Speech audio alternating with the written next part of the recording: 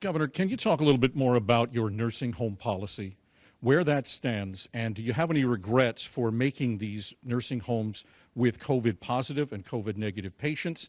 Fire marshals coming in and asking them to take down walls that were part of the separation.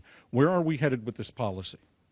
So I'm going to ask Dr. Khaldun to weigh in here. I'll just start with this. This is a novel virus, and novel simply means it's new. It means we've never seen anything like this before, and we're learning a tremendous amount in a short period of time. In the early days, I often would, observe, because some of the best science was saying COVID-19 can stay active and can be, picked up from a stainless steel surface for days. That was the original science. That's what they were saying. Now it seems less certain.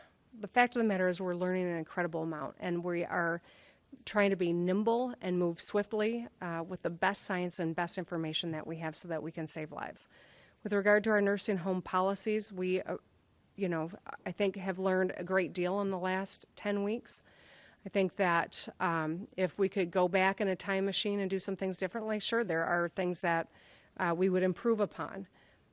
But every action we took was based on the best science and the best information available to protect people and to save lives.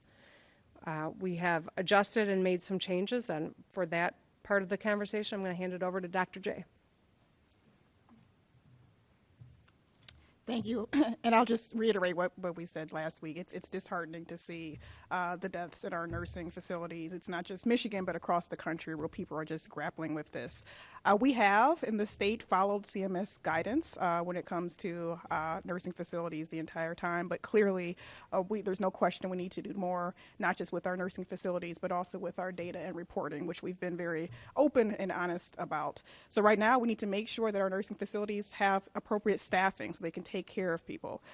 We've never forced any nursing facility to take patients that they did not feel like they could take good care of with the appropriate distancing and PPE. So right now we're working on making sure there's appropriate staffing, making sure there's appropriate beds, so those regional hubs. We're working with our healthcare systems to see if they can develop what we call swing beds, so the availability of beds in the hospital for people to be in. But we've got a lot more work to do, but we're definitely working hard on it.